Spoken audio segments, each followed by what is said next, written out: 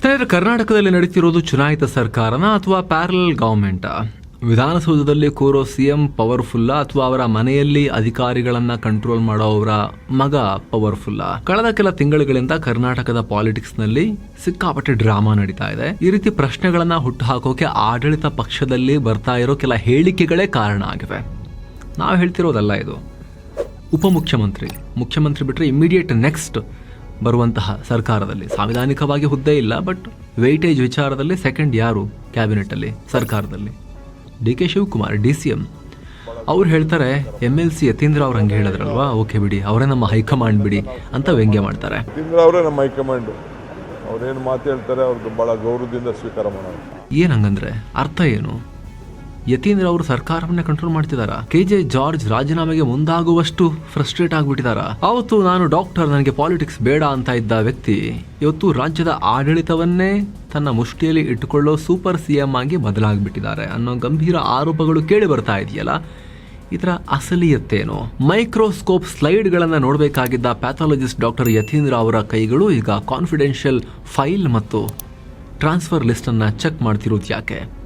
ಇದು ಪ್ರಜಾಪ್ರಭುತ್ವಕ್ಕೆ ಎಷ್ಟು ದೊಡ್ಡ ಅಪಾಯ? ಎಲ್ಲವನ್ನ ಚರ್ಚೆ ಮಾಡ್ತಾ ಹೋಗೋಣ ಇವತ್ತಿನ ವರದಿಯಲ್ಲಿ. ನೀವು ನೋಡ್ತಾ ಇದ್ದೀರಾ ಮಸ್ತ್ ಮಗ ಚಾನಲ್. ನಾನು Amar Prasad. Microscope to power centre, shadow CM Udaya. ಸ್ನೇಹಿತರೆ, ಪ್ರಜಾಪ್ರಭುತ್ವದಲ್ಲಿ ಜನ ವೋಟ್ ಹಾಕೋದು ಒಬ್ಬ ಪ್ರತಿನಿಧಿಗೆ. ಆತ ಎಷ್ಟೇ ದೊಡ್ಡ ನಾಯಕನ ಮಗನೇ ಆಗಿರಲಿ, ಸಂವಿಧಾನ ಕೊಟ್ಟಿರೋ ಅಧಿಕಾರ ಬಿಟ್ಟು ಬೇರೆ ಅಧಿಕಾರ ಚಲಾಯಿಸಕ್ಕೆ ಬರಲ್ಲ. ಆದರೆ ಕರ್ನಾಟಕದಲ್ಲಿ ಡಾಕ್ಟರ್ ಯತೀಂದ್ರ ಸಿದ್ದರಾಮಯ್ಯ, ಮುಖ್ಯಮಂತ್ರಿಗಳ ಮಗ, ಇವರ ಅಧಿಕೃತ ಹುದ್ದೆ ಕೇವಲ ವಿಧಾನ ಪರಿಷತ್ ಸದಸ್ಯ MLC ಅಷ್ಟೇ. ಆದರೆ ಪ್ರಭಾವ, ವರ್ಚಸ್ಸು ಸಂಪುಟ ದರ್ಜೆ ಮಂತ್ರಿಗಳಿಗಿಂತ ಕೆಲವೊಮ್ಮೆ ಖುದ್ದು ಮುಖ್ಯಮಂತ್ರಿಗಳ ಲೆವೆಲ್ಗೆ ಅನ್ನೋದು ವಿಪಕ್ಷಗಳ ವಾದ. ಆಡಳಿತ ಪಕ್ಷದಲ್ಲೂ ಗುಸುಗುಸು. ನಿಮಗೆಲ್ರಿಗೂ ಗೊತ್ತಿರೋ ಹಾಗೆ 2014 ಮುನ್ನ ಯತೀಂದ್ರ ಅವರು ಅಂದ್ರೆ ಯಾರಿಗೂ ಅಷ್ಟು ಪರಿಚಯ ಇರಲಿಲ್ಲ. ಅವರೊಬ್ಬ ಪ್ಯಾಥಾಲಜಿಸ್ಟ್. ಲ್ಯಾಬ್, ಮೈಕ್ರೋಸ್ಕೋಪು, ರೋಗಿಗಳ ರಿಪೋರ್ಟು ಇದರ ಪ್ರಪಂಚ ಆಗಿತ್ತು.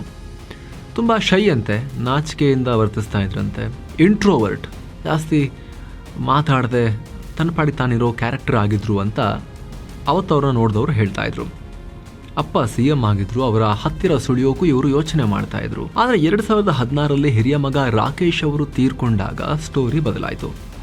ರಾಕೇಶ್ ಫುಲ್ ಆಕ್ಟಿವ್, ಜನಗಳೊಂದಿಗೆ ಇರೋದು ಅದೆಲ್ಲ ಮಾಡ್ತಾ ಇದ್ರು. ಆದರೆ ಅವರ ಸಾವಿನ ನಂತರ ಸಿದ್ದರಾಮಯ್ಯರ ರಾಜಕೀಯ ವಾರಸುದಾರನಾಗಿ ಯತೀಂದ್ರ ಎಂಟ್ರಿ ಕೊಟ್ಟರು. ಆದರೆ ಇಲ್ಲಿ ಗಮನಿಸಬೇಕಾದ ಟರ್ನಿಂಗ್ ಪಾಯಿಂಟ್ ಏನು ಗೊತ್ತಾ? ಅವತ್ತು ಮಾತನಾಡೋಕ್ಕೂ ಹಿಂಜರಿತಾ ಇದ್ದ ಇದೇ ಯತೀಂದ್ರ ಇವತ್ತು CM ಸಿದ್ದರಾಮಯ್ಯನವರ ಕಣ್ಣು ಮತ್ತು ಕಿವಿಯಾಗಿ ಬದಲಾಗಿದ್ದಾರೆ. ಸಮ್ಟೈಮ್ಸ್ ಆರೋಪ ಏನು ಅಂದರೆ ಕಣ್ಣು ಕಿವಿ ಮಾತ್ರ ಅಲ್ಲ, ಎಂಟೈರ್ ಸಿಸ್ಟಮ್ನ ಪ್ರೊಸೆಸರ್ ಆಗಿನೂ ಬದಲಾಗಿದ್ದಾರೆ ಅಂತ. ಹಲವು ವರದಿಗಳ ಪ್ರಕಾರ, ಆರೋಪಗಳ ಪ್ರಕಾರ ಸಿದ್ದರಾಮಯ್ಯರ ದಿನಚರಿ ನಿರ್ಧಾರ ಮಾಡೋದು ಇವರೇ. CMರನ್ನ ಯಾರು ಭೇಟಿ ಆಗಬೇಕು, ಯಾರು ಭೇಟಿ ಆಗಬಾರ್ದು ಅಂತ ಫಿಲ್ಟರ್ ಮಾಡೋದು ಇವರೇ ಅಂತ ಆರೋಪ. ಇಲ್ಲೇನಾಗುತ್ತೆ, ಚೀಫ್ ಆಫ್ ಸ್ಟಾಫ್ ಅಂತ ಇಟ್ಕೋಬಹುದು ರಾಜಕಾರಣಿಗಳು. ಅವ್ರು ಈ ಥರ ಕೆಲಸವನ್ನ ಮಾಡ್ತಾರೆ. ಪ್ರೆಸಿಡೆಂಟು, ಪ್ರಧಾನಿ, ಮುಖ್ಯಮಂತ್ರಿಗಳ ಕಣ್ಣು ಕಿವಿಯ ಕೆಲಸ ಮಾಡ್ತಾರೆ. ನಂಬಿಕಸ್ಥರನ್ನ ಹೈರ್ ಮಾಡ್ಕೊಂಡಿರ್ತಾರೆ ಅವರೆಲ್ಲ. ಆದರೆ ಏನಾಗುತ್ತೆ, ಹೊರಗಿನವ್ರನ್ನ ಹೈರ್ ಮಾಡ್ಕೊಂಡಾಗ ಆ ಚೀಫ್ ಆಫ್ ಸ್ಟಾಫ್ ಅಷ್ಟೇ ಆಗಿರ್ತಾರೆ ಅವರು. ಕಣ್ಣು ಕಿವಿ ಹೇಗೆ ಕೆಲಸ ಮಾಡಬೇಕು ಅನ್ನೋದನ್ನ ಬ್ರೈನ್ ಡಿಸೈಡ್ ಮಾಡ್ತಿರುತ್ತೆ. CM, PM, ಪ್ರೆಸಿಡೆಂಟ್ ಡಿಸೈಡ್ ಮಾಡ್ತಿರ್ತಾರೆ. ಆದರೆ ಜನ್ಮ ಕೊಟ್ಟ ಮಗನೇ ಆ ಪ್ಲೇಸಿಗೆ ಬಂದು ಕೂತ್ಕೊಂಡಾಗ, ಚೀಫ್ ಆಫ್ ಸ್ಟಾಫ್ ಥರದ ಪೊಸಿಷನಿಗೆ ಬಂದು ಕೂತ್ಕೊಂಡಾಗ, ಅವಾಗ ಎರಡು ಒಂದೇ, ನಾನು ಒಂದೇ, ಅವನು ಒಂದೇ, ಅವನು ಒಂದೇ, ನಾನು ಒಂದೇ, ಇಬ್ಬರು ಒಂದೇ ಅನ್ನೋ ಮೆಸೇಜ್ ಪಾಸ್ ಆದರೆ, ಆ ಫೀಲಿಂಗ್ ಇವರಲ್ಲೂ ಇದ್ದು ಆಡಳಿತಕ್ಕೂ ಆ ಮೆಸೇಜ್ ಪಾಸ್ ಆದಾಗ ಒಂದು ಬೇರೆದೇ ಒಂದು ವೈಬನ್ನು ಕ್ರಿಯೇಟ್ ಮಾಡುತ್ತೆ, ಅಲ್ಲಿ ಮೆಸೇಜನ್ನು ಪಾಸ್ ಮಾಡುತ್ತೆ. ಅಧಿಕಾರಿಗಳ ವಲಯದಲ್ಲಿ ಅದಕ್ಕೆ ಅವಾಗ ಚರ್ಚೆ ಆಗ್ತಿರುತ್ತೆ. ನೀವು CMರನ್ನ ಭೇಟಿ ಆಗಬೇಕು ಅಂದರೆ ಮೊದಲು ಚಿಕ್ಕ ಸಾಹೇಬ್ರ ಪರ್ಮಿಷನ್ ಪಡಿಬೇಕು ಅಂತ. ಹಾಗೆ ಮೈಸೂರು ಮತ್ತು ವರ್ಣಾ ಭಾಗದಲ್ಲಿ ಇವರು ನಡೆಸೋ ಮೀಟಿಂಗ್ಸು, ಅಧಿಕಾರಿಗಳಿಗೆ ತರಾಟೆ ತಗೊಳ್ಳೋದು ಓಪನ್ ಆಗಿ ಕ್ಯಾಮ್ರಾ ಮುಂದೆ, ಇವರು ಭಾಗವಹಿಸೋ KDP ಮಾದರಿಯ ರಿವ್ಯೂ ಮೀಟಿಂಗ್ಗಳು ಈಗ ವಿವಾದದ ಕೇಂದ್ರ ಬಿಂದು ಆಗಿವೆ. ಸಾಮಾನ್ಯವಾಗಿ ಅಫಿಷಿಯಲಿ KDP ಮೀಟಿಂಗ್ ನಡೆಸೋಕೆ ಒಬ್ಬ ಉಸ್ತುವಾರಿ ಮಂತ್ರಿಗಷ್ಟೇ ಅಧಿಕಾರ ಇರುತ್ತೆ. ಆದರೆ ಯತೀಂದ್ರ ಅವರ ಮೀಟಿಂಗ್ ಅಲ್ಲಿ DC, SP ಲೆವೆಲ್ ಅಧಿಕಾರಿಗಳು ಸರ್ ಅಂತ ಹಾಜರಿರ್ತಾರೆ, ಆದೇಶವನ್ನ ಪಾಲಿಸ್ತಾರೆ. ಅಂದ್ರೆ ಇದನ್ನ ಏನಂತ ಕರಿಬೇಕು? ಪ್ಯಾರಲಲ್ ಗವರ್ಮೆಂಟ್ ಅಂತ ಕರಿಬೇಕಾ? ಏನಂತ ಕರಿಬೇಕು ಅನ್ನೋ ಪ್ರಶ್ನೆ ಮೂಡುತ್ತೆ. ಕೆಜೆ ಜಾರ್ಜ್ ರಾಜೀನಾಮೆ ಹೈಡ್ರಾಮಾ, ಸ್ಫೋಟವಾಯ್ತಾ ಸತ್ಯ? ಈ ಪವರ್ ಗೇಮ್ ಎಲ್ಲಿಗೆ ತಲುಪಿದೆ ಅಂದ್ರೆ ಸರ್ಕಾರವನ್ನೇ ಅಲ್ಲಾಡಿಸುವ ಮಟ್ಟಕ್ಕೆ. ಕಳೆದ ವಾರ ರಾಜ್ಯ ರಾಜಕಾರಣವನ್ನೇ ಬೆಚ್ಚಿ ಬೀಳಿಸುವ ಒಂದು ಸುದ್ದಿ ಬಂತು, ನೀವೆಲ್ಲ ನೋಡಿರ್ಬೋದು. ಎಲ್ಲಾ ಕಡೆ ಡಿಸ್ಕಷನ್ ಆಯ್ತು ಇದು. ನಾವು ಕೂಡ ಅವಾಗ ಫುಲ್ ನ್ಯೂಸ್ ಅಲ್ಲಿ ಹೇಳಿದ್ವಿ, ಎಲ್ಲಾ ಮಾಧ್ಯಮಗಳು ಕವರ್ ಮಾಡಿದ್ರು ಇದನ್ನ. ಇಂಧನ ಸಚಿವ ಕೆಜೆ ಜಾರ್ಜ್ ರಾಜೀನಾಮೆಗೆ ರೆಡಿಯಾಗಿದ್ದಾರೆ ಅಂತ. ಯಾಕೆ? ಒಬ್ಬ ಹಿರಿಯ ಸಚಿವ, ಅದು ಕೂಡ ಸೋನಿಯಾ ಗಾಂಧಿ ಅವರ ಆಪ್ತ ವಲಯದಲ್ಲಿ ಗುರುತಿಸಿಕೊಳ್ಳೋ ಒಬ್ಬ ಹೈಕಮಾಂಡ್ ಲೆವೆಲ್ ನಲ್ಲಿ ಇನ್ಫ್ಲೂಯೆನ್ಷಿಯಲ್ ಅಂತ ಕರೆಸ್ಕೊಳ್ಳೋ ಮಿನಿಸ್ಟರ್. ಸಿದ್ದರಾಮಯ್ಯ ಫಸ್ಟ್ ಟರ್ಮ್ ನಲ್ಲಿ ಸೀದಾ ಹೈಕಮಾಂಡ್ ಇವ್ರನ್ನ ಹೋಮ್ ಮಿನಿಸ್ಟರ್ ಮಾಡಿತ್ತು ಕರ್ನಾಟಕದಲ್ಲಿ. ಅಂತ ವ್ಯಕ್ತಿ ಬೇಸತ್ತು ಹೋಗಿ ರಾಜೀನಾಮೆಗೆ ಮುಂದಾಗ್ತಾರೆ ಅನ್ನೋ ಸುದ್ದಿ ಹರಿದಾಡ್ತಲ್ಲ, ಅದು ಸಣ್ಣ ಸುದ್ದಿ ಆಗಿರಲಿಲ್ಲ. ಒಳಗಿನ ಮಾಹಿತಿಗಳ ಪ್ರಕಾರ ಇಂಧನ ಇಲಾಖೆಯ ಮಹತ್ವದ ಫೈಲ್ಗಳಲ್ಲಿ, ಕಾಂಟ್ರಾಕ್ಟ್ಗಳಲ್ಲಿ, ಅಧಿಕಾರಿಗಳ ಪೋಸ್ಟಿಂಗ್ ಅಲ್ಲಿ ಯತೀಂದ್ರ ಅವರ ಹಸ್ತಕ್ಷೇಪ ಕೆಜೆ ಜಾರ್ಜ್ ಅವರಿಗೆ ಕಿರಿಕಿರಿ ಮಾಡಿತ್ತು ಅಂತ. ಘಟನೆ ನಡೆದಿದ್ದು ಹೇಗೆ ಅಂದ್ರೆ, KPTCL MD ಆಗಿದ್ದ IAS ಅಧಿಕಾರಿ ಪಂಕಜ್ ಕುಮಾರ್ ಪಾಂಡೆ ಒಂದಿನ ಅವರು ತಮ್ಮ ಇಲಾಖೆಯ ಮಂತ್ರಿಗಳಾದ ಕೆಜೆ ಜಾರ್ಜ್ ಅವರ ಜೊತೆ ಮಹತ್ವದ ಮೀಟಿಂಗ್ ನಲ್ಲಿ ಇದ್ರು. ಆ ಟೈಮ್ ಒಂದು ಕಾಲ್ ಬಂತು. ಅದು ಸಾಕ್ಷಾತ್ CM ಪುತ್ರ ಯತೀಂದ್ರ ಅವರಿಂದ. ಅರ್ಜೆಂಟ್ ಆಗಿ ಬಂದನಂದ್ ಕಾಣಿ, ಮೀಟ್ ಆಗಿ ಅಂತ. ಆದ್ರೆ ಪಂಕಜ್ ಕುಮಾರ್ ಪಾಂಡೆ ಅವರು, ಸರ್ ನಾನೀಗ ಮಿನಿಸ್ಟರ್ ಮೀಟಿಂಗ್ ನಲ್ಲಿ ಇದ್ದೀನಿ, ಈಗ ಬರಕ್ ಆಗಲ್ಲ ಅಂತ ಸಮನ್ಸ್ ಅನ್ನ ಸ್ಕಿಪ್ ಮಾಡಿದ್ರು. ನೋಡಿ ಸ್ನೇಹಿತರೆ, ಸರ್ಕಾರಿ ಅಧಿಕಾರಿಗೆ ತನ್ನ ಇಲಾಖೆಯ ಸಚಿವರೇ ಬಾಸ್. ಸಚಿವರ ಮೀಟಿಂಗ್ ಬಿಟ್ಟು ಒಬ್ಬ MLC ಕರೆದ ತಕ್ಷಣ ಓಡ್ ಹೋಗೋಕೆ ಆಗಲ್ಲ, ಇದು ಪ್ರೋಟೋಕಾಲ್. ಆದ್ರೆ ಇನ್ಸೈಡ್ ರಿಪೋರ್ಟ್ಸ್ ಪ್ರಕಾರ, ವರದಿಗಳ ಪ್ರಕಾರ, ನೀವು ಸ್ಕ್ರೀನ್ ಮೇಲೂ ಕೂಡ ಅದರ ಸ್ಕ್ರೀನ್ ಶಾಟ್ಸ್ ನೋಡ್ತಾ ಇದ್ದೀರಾ, ಯತೀಂದ್ರ ಅವರಿಗಿದು ಅವರ ಅಹಂಕಾರಕ್ಕೆ ಪೆಟ್ಟು ಬಿದ್ದಂತಾಯ್ತು ಅಂತ ಹೇಳ್ತಿದ್ದಾರೆ. ನಾನ್ ಕರೆದ್ರು ಬರಲ್ಲ ಅಂದ್ರೆ ಏನರ್ಥ ಅನ್ನೋ ಕೋಪ. ಪರಿಣಾಮ ಮರುಕ್ಷಣವೇ ಸರ್ಕಾರದ ಮುಖ್ಯ ಕಾರ್ಯದರ್ಶಿ ಮೂಲಕ ಪಂಕಜ್ ಕುಮಾರ್ ಪಾಂಡೆ ಅವರಿಗೆ ಒಂದು ಶೋಕಾಸ್ ನೋಟಿಸ್ ಮತ್ತು ಅಮಾನತು ಬೆದರಿಕೆ ಹೋಯ್ತು ಅಂತ ಹೇಳ್ತಾರೆ. ಇದು ನೋಡಿ ಸಚಿವ ಕೆಜೆ ಜಾರ್ಜ್ ಕೆಂಡಾಮಂಡಲರಾದ್ರು. ನನ್ನೊಂದಿಗೆ ಮೀಟಿಂಗ್ ನಲ್ಲಿದ್ದ ನನ್ನ ಇಲಾಖೆ ಅಧಿಕಾರಿ, ನಾನ್ ಹೇಳಿದ್ದು ಮೀಟಿಂಗ್ ಅಲ್ಲಿ ಇರಕ್ಕೆ, ನನ್ನನ್ನು ಕೇಳಿದೆ ನೋಟಿಸ್ ಹೆಂಗ್ ಕೊಡ್ತೀರಾ? ಹಾಗಿದ್ರೆ ಸಚಿವನಾಗಿ ನನಗೇನು ಬೆಲೆ ಇದೆ? ನನ್ನ ಮಾತಿಗೆ ಕವಡೆ ಕಾಸಿನ ಕಿಮ್ಮತ್ತಿಲ್ವಾ ಅಂತ ಜಾರ್ಜ್ ನೇರವಾಗಿ CMಗೆ ಫೋನ್ ಹಚ್ಚಿ ರಾಜೀನಾಮೆ ತಗೊಳ್ಳಿದಂದು ಅಂತ ಹೇಳಿ ಗುಡುಗಿದ್ರು ಅನ್ನೋದು ನಂಬಲರ್ಹ ಮೂಲಗಳ ಮಾಹಿತಿ. ಕೊನೆಗೇನಾಯ್ತು? ಸದ್ಯಕ್ಕೆ ಜಾರ್ಜ್ ಅವರನ್ನ ಸಮಾಧಾನ ಮಾಡಲಾಗಿದೆ. ಆದ್ರೆ ಅಧಿಕಾರಿ ಉಳಿಯಕ್ ಬಿಡ್ಲಿಲ್ಲ. ಪಂಕಜ್ ಕುಮಾರ್ ಪಾಂಡೆ ಅವರನ್ನ ಎತ್ತಂಗಡಿ ಮಾಡಲಾಗಿದೆ. ಅದರ ನಂತರ ಜಾರ್ಜ್ ಅವರನ್ನ ಮೀಡಿಯಾಗಳು ಅಡ್ಡ ಹಾಕೊಂಡು ಕೇಳಿದಾಗ, ಅದೆಲ್ಲ ಸುಳ್ಳು, ರಾಜೀನಾಮೆ ಇಲ್ಲ, ಯತೀಂದ್ರ ಗುಡ್ ಬಾಯ್, ಅವ್ರು ಹಂಗೆಲ್ಲ ಮಾಡಲ್ಲ ಅಂತ ಕವರ್ ಅಪ್ ಮಾಡಿದ್ರು. ಆದ್ರೆ ಸ್ನೇಹಿತರೆ, ರಾಜಕೀಯದಲ್ಲಿ there is no smoke without fire.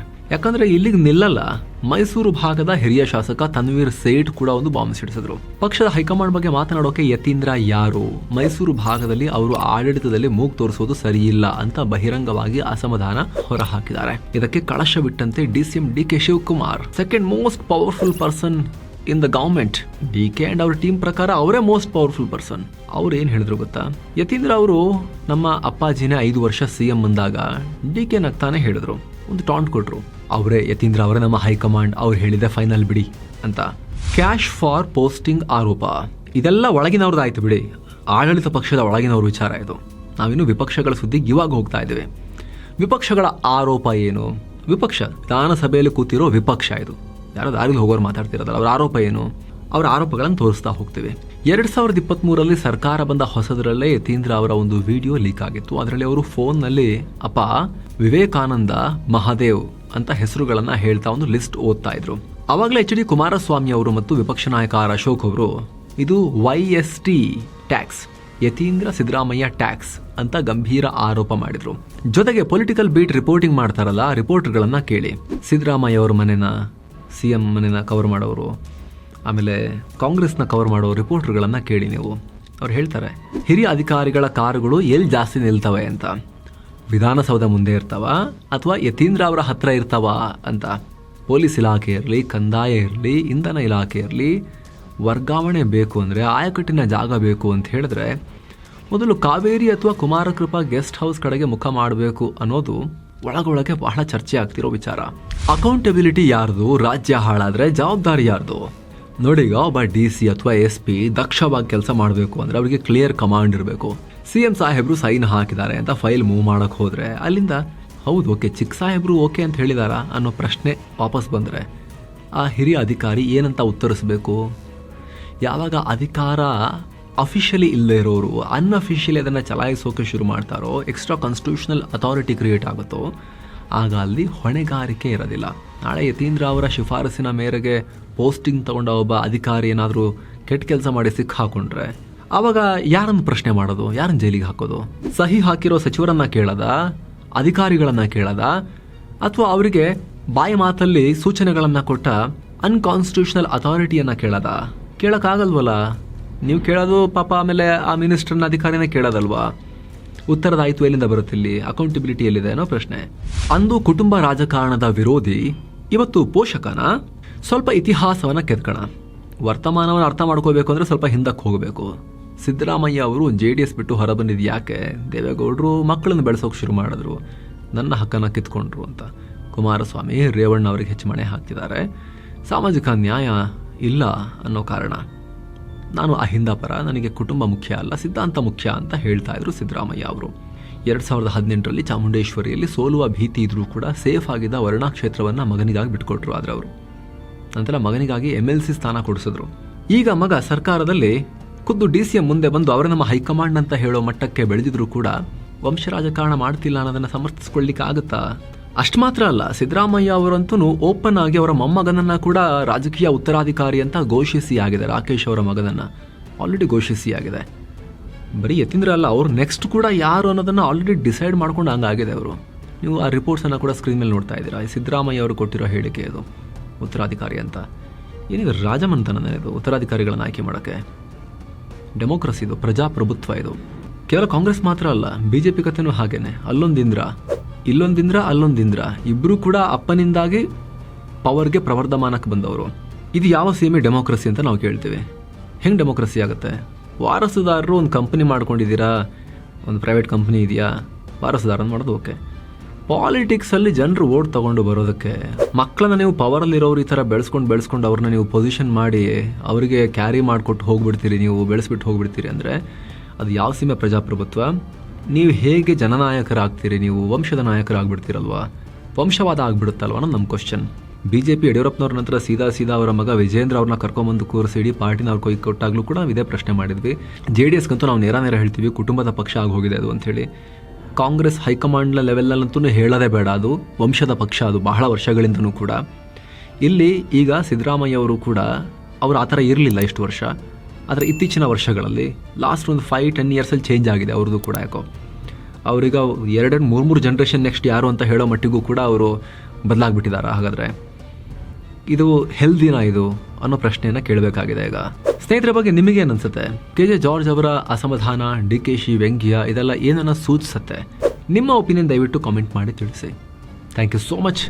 ಸ್ನೇಹಿತರೆ, ವಿಡಿಯೋ ಕೆಳಗಡೆ ಜಾಯಿನ್ ಬಟನ್ ಇದೆ, ಅದ್ರ ಮೇಲೆ ಕ್ಲಿಕ್ ಮಾಡೋ ಮೂಲಕ ನೀವು ಕೂಡ ಮಸ್ತ್ ಮಗ ಪ್ರೀಮಿಯಂ ಮೆಂಬರ್ ಆಗ್ಬೋದು.